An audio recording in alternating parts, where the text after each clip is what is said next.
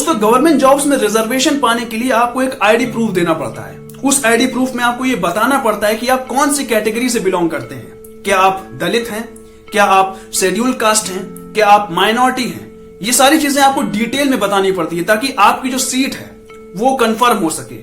लेकिन आजकल हमारे देश में रेप जैसी सीरियस क्रिमिनल एक्टिविटी को भी एक पर्टिकुलर रिजर्वेशन में कैद करने की कोशिश की जा रही है। और उस रिजर्वेशन को पाने के लिए दो चीजों का होना बहुत जरूरी है। सबसे पहली चीज तो या आप दलित होने चाहिए, आप माइनॉरिटी सेक्शन से बिलोंग करने चाहिए, या फिर आप शेड्यूल कास्ट होने चाहिए। अगर आप इन चीजों से सेटिस्फाई नहीं करते हैं तो जो सेकंड चीज है वो बहुत जरूरी है होना, वो है रेप होने के बाद आपकी जिंदा ना होने की बहुत आवश्यकता है। क्योंकि अगर आप जिंदा बच जाते हैं और अगर आप दलित भी नहीं हैं, आप माइनॉरिटी भी नहीं हैं, तो आपके रेप केस को वो हेडलाइन नहीं मिलेगी न्यूज़पेपर्स में जो आजकल यूपी में या फिर राजस्थान में हुए रेप केसेस को दी जा रही है। अब आप सोच रहे होंगे कि यार मैं कौन होता हूं कि मैं रेप को डिस्क्राइब कर दूं, मैं कौन होता हूं कि मैं रेप के रिजर्वेशंस को डिस्क्राइब कर दूं। तो दोस्तों, इस वीडियो में अगर आप एंड तक बने रहेंगे तो आपको आपके सारे सवालों के जवाब मिल जाएंगे। So what's up guys, this is the liberal Pandit and once again welcome back to another episode. और इस एपिसोड में दोस्तों हम बात करेंगे rape culture in India and how we can describe its category. मैं कैटेगरी शब्द का इस्तेमाल इसलिए कर रहा हूं क्योंकि रिसेंटली हाथरस और बालमपुर ये दोनों इलाके यूपी में आते हैं और यूपी में दलित लड़की का रेप हो जाता है। 4 लड़के मिलके लड़की का रेप कर देते हैं। लड़की सुबह 10 बजे बिमला विक्रम में एडमिशन कराने गई थी। एडमिशन कराने लौटने के समय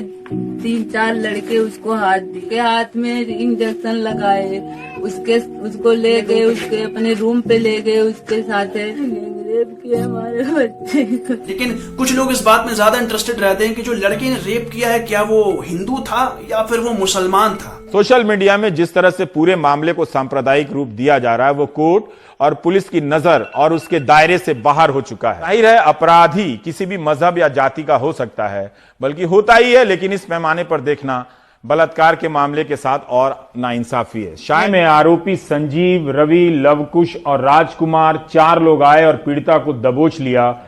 सवर्ण जाति के इन 4 लोगों के दिमाग में ऐसा करते समय क्या गुजरा होगा, उस हिसाब से वो अपना एजेंडा तैयार करते हैं। दोस्तों, यहाँ पर दलित लड़की का रेप हुआ, इस बारे में आपको कम सुनने को मिलता है, लेकिन दलित लड़की का रेप हुआ इस बारे में ज्यादा सुनने को मिलता है। और जिस दिन ये रेप हुआ था उस दिन कोई खबर नहीं आई थी न्यूज़पेपर्स में, बहुत बड़े मीडिया चैनल में कोई खबर नहीं आई थी। लेकिन जिस दिन उस लड़की की मौत हो जाती है तो जिस तरीके से वो दोनों कैटेगरी, आपका दलित होना और आपकी मौत होना, ये दोनों ही चीजें बहुत जरूरी हैं कि आपके रेप को बड़ी हेडलाइन मिले न्यूज़पेपर में। तो जब ये दोनों चीजें सेटिस्फाई हो जाती हैं तब पॉलिटिकली ये एक बहुत ही अच्छा एजेंडा बन जाता है। तो हमारे देश में जितने भी न्यूज चैनल्स हैं, जितने भी बड़े बड़े मीडिया प्लेटफॉर्म्स हैं, वो इसको पॉलिटिसाइज करते हैं। और जब ये मुद्दा पॉलिटिसाइज हो जाता है तो आपको पता ही है, राहुल गांधी निकलकर सामने आते हैं और फिर जो नौटंकी होती है सड़कों पर, उसके बारे में आप शायद मुझसे ज्यादा बेटर जानते हो।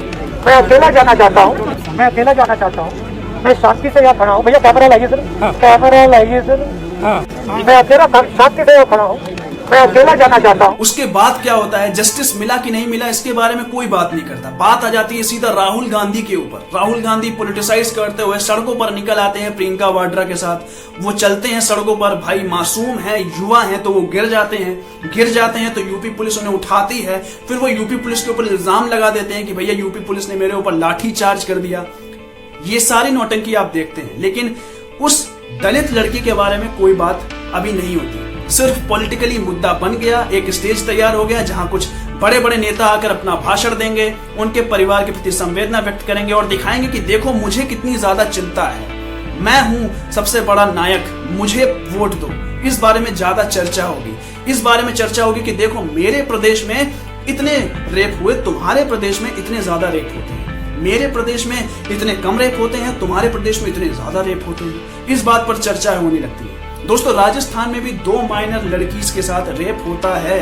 2 लड़के रेप करते हैं राजस्थान में। उसके बारे में कांग्रेस पार्टी नहीं बोलेगी। लेकिन यहाँ पर यह भी ध्यान देना होगा कि यूपी गवर्नमेंट ने इस दलित केस में लापरवाही तो करी है। जिस तरीके से आधी रात को ऐसी कौन सी जरूरत पड़ गई कि पुलिस ने आधी रात को लड़की की बॉडी को जला दिया। क्या जरूरत थी उसके परिवार के विरुद्ध जाकर लड़की की बॉडी को जलाना, जबकि परिवार नहीं चाहता था कि बॉडी जलाई जाए, लेकिन फिर भी बॉडी को जलाया जाता है, जानबूझकर जलाया जाता है। और ये मुद्दा सही है और ये एक सच बात है कि योगी नहीं चाहते थे कि इस मुद्दे को और आग मिले। भले उन्होंने 25 लाख रुपए और सरकारी नौकरी का वादा कर दिया, लेकिन ये सारी चीजें रेप केसेस को कम नहीं कर देती। वैसे भी योगी सरकार काफी ज्यादा घिरी हुई है, इस वक्त काफी ज्यादा आउटरीच मिल रहा है, तो वो नहीं चाहते कि अब ये रेप केस की वजह से उनकी छवि और बिगड़े। इसीलिए प्रशासन मजबूरी में आकर उसको ये कदम उठाना पड़ा और ये सच बात है कि जो हुआ वो गलत हुआ। योगी सरकार से मुझे भी ऐसी उम्मीद नहीं थी। दोस्तों, आप सोच रहे होंगे कि यार रेप केसेस के बारे में जान के आपको क्या मिलेगा। दोस्तों, बता दूं कि हमारे भारत में रेप कल्चर क्यों इतना ज्यादा प्रैक्टिस में आ गया है। दोस्तों, रेप की अगर बात करें तो हमारे देश में हर दिन 80 से ज्यादा रेप होते हैं। लेकिन क्या डेली रेप की खबर आपको न्यूज चैनल्स में मिलती है? नहीं मिलती। डेली न्यूज चैनल्स इन सारी चीजों को कवर नहीं करता, क्योंकि जो रेप केसेस होते हैं या फिर वो दबा दिए जाते हैं या फिर उनके परिवार को डरा धमका दिया जाता है या फिर लोग खुद इस चीज को लेकर सामने नहीं आते क्योंकि वो समाज में बेइज्जती महसूस करते हैं। 80 से ज्यादा केसेस हर दिन रेप के होते हैं इंडिया में। तो क्या दलित होना इस चीज के लिए बहुत जरूरी है या फिर उन लोगों की मौत नहीं होती रेप होने के बाद, वो जिंदा बच जाते हैं? क्यों नहीं उनकी बात को सामने लाया जाता है? ये कुछ सवाल है जो पूछने चाहिए। और सिर्फ इतना ही नहीं, एक एवरेज तौर पर हम देखें तो हर 15 मिनट में हमारे देश में एक रेप केस होता है, एक्टिव रेप केस। फिर वो किसी भी स्टेट में हो सकता है। उसमें ये डिस्क्राइब नहीं है कि वो यूपी में होगा या फिर बिहार में होगा या फिर अरुणाचल प्रदेश में होगा, मध्य प्रदेश में होगा, कश्मीर में होगा, कन्याकुमारी में होगा, कर्नाटका में होगा, उड़ीसा में होगा, कहाँ होगा। हर 15 मिनट में एक रेप केस हमारे भारत में होता है। लेकिन इस पर कोई आउटरीच पैदा क्यों नहीं होता? क्या लड़की जिंदा हो जाती है या फिर जिंदा बच जाती है या फिर वो दलित नहीं होती? क्या इसलिए उनकी आवाज को मौका नहीं दिया जाता? क्या इसलिए मीडिया प्लेटफॉर्म्स उन सारी चीजों को आपके सामने नहीं लाके रखते? क्या प्रॉब्लम है? बात करें अगर सबसे ज्यादा रेप कौन से स्टेट में होते हैं, तो जो रीसेंट आंकड़ा मुझे दिखाई दिया था गूगल में, तो 2018 में एमपी मध्य प्रदेश भारत का सबसे ज्यादा रेप केसेस कलेक्ट करने वाला स्टेट बना। कितनी ज्यादा गौरतलब बात है। सबसे ज्यादा रेप केसेस एमपी में पाए गए। और सिर्फ इतना ही नहीं कि आप सोच रहे होंगे कि सिर्फ एक स्टेट की बात है। दोस्तों, since from the independence, even before of that, India consistently having these type of problems. India consistently facing these type of problems of rape culture. Not only that, India is the nation where we not only worship God, we even worship goddesses. हम सिर्फ देवताओं को नहीं पूजते, हम देवियों को भी पूजते हैं। वहां पर देवियों के भी मंदिर हैं हमारे देश में। लेकिन ऐसा क्यों होता है कि हमारे देश में रेप कल्चर अभी भी प्रैक्टिस में है? और ये इस बात पर बिलोंग नहीं करता कि रेप केसेस गांव में हो रहे हैं। ऐसा नहीं है। मुंबई, पुणे, दिल्ली, ये सारी सिटीज भी हैं जहां पर रेप केसेस के जो नंबर है वो अनकाउंटेबल है, क्योंकि आधे से ज्यादा रेप केसेस आपके सामने आते ही नहीं है, क्योंकि उनमें से कोई दलित नहीं होता या फिर उनकी मौत नहीं होती। वजह सिर्फ यही होती है। अब बात कर लेते हैं दोस्तों कुछ पहले के आंकड़ों के बारे में। 2010, 2011, 2012, 2013, 2014, 15, 16, 17, इवन 20, ये आज का साल भी अगर आप जोड़ लें तो ऐसा कोई साल नहीं गया है जिस साल हमारे देश में 30,000 से ज्यादा रेप केसेस ना हो। कितनी गौरतलब बात है। वैसे तो राहुल गांधी आ गए सड़कों पर चल के गिरने, अच्छा हुआ सिर्फ गिरे, दांत नहीं टूटा, क्योंकि वो युवा है। अगर दांत टूट जाता तो कहते देखो मोदी जी ने पत्थर फेंका दिल्ली से और वो पत्थर उड़ के आया, मेरा दांत तोड़ दिया। उन्होंने दूध का दांत है, क्योंकि वो तो युवा नेता है।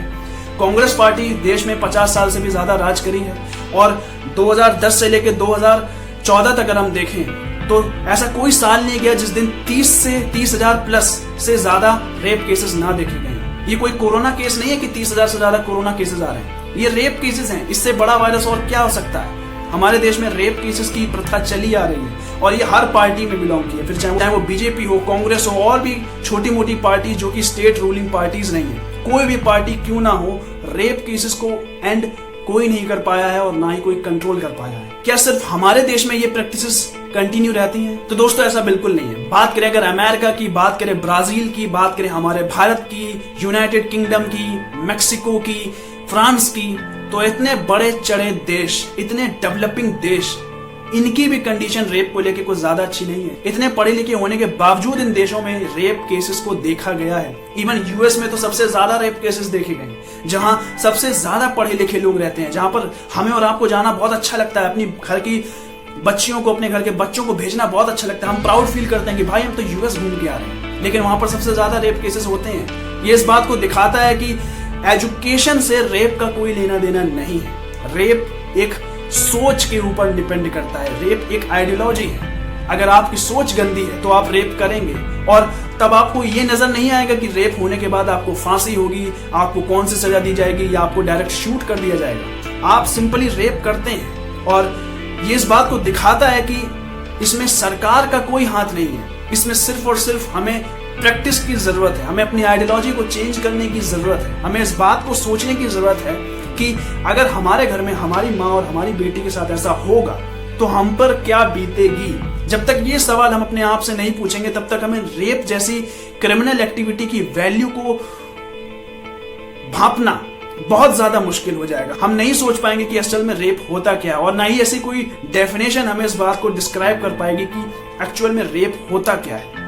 तो एंड में मैं एक सवाल पूछना चाहता हूं। एक बहुत ही सिंपल सा सवाल है कि मान लीजिए अगर team India, cricket team India हमारी वर्ल्ड कप जीत के आती है, और जब वो वर्ल्ड कप जीत के हमारे देश वापस आती है तो हमारा देश हर्ष और उल्लास में जी रहा होता है। हम एक बहुत ही प्राउड मूवमेंट फील कर रहे होते हैं कि हमारा देश की जो क्रिकेट टीम है उसने वर्ल्ड कप जीता, हम वर्ल्ड कप जीतने वाली टीम हो गए। भारत को प्राउड होना चाहिए, ऑफ कोर्स होना चाहिए। लेकिन सोचिए उस वक्त हम पूरे देश को इससे जोड़ देते हैं कि हमारे देश की टीम ने वर्ल्ड कप जीत के हमारे देश को एक प्राउड मूवमेंट फील कराया। लेकिन जब हमारे देश में रेप होता है, जब हमारे देश में ऐसी घटिया चीज होती है जिसपे हमें शर्म आनी चाहिए, तो हम क्यों इस बात के पीछे लग जाते हैं कि लड़की दलित थी या फिर लड़की जिंदा है, या फिर अगर इन दोनों में से नहीं तो वो किस स्टेट से बिलोंग करती है। तो हम क्यों उस स्टेट की सरकार को बहुत ज्यादा प्रवोक करने लगते हैं। ऐसा क्यों होता है? हम खुद पे गलती महसूस क्यों नहीं करते? हम खुद में चेंज लाने की कोशिश क्यों नहीं करते?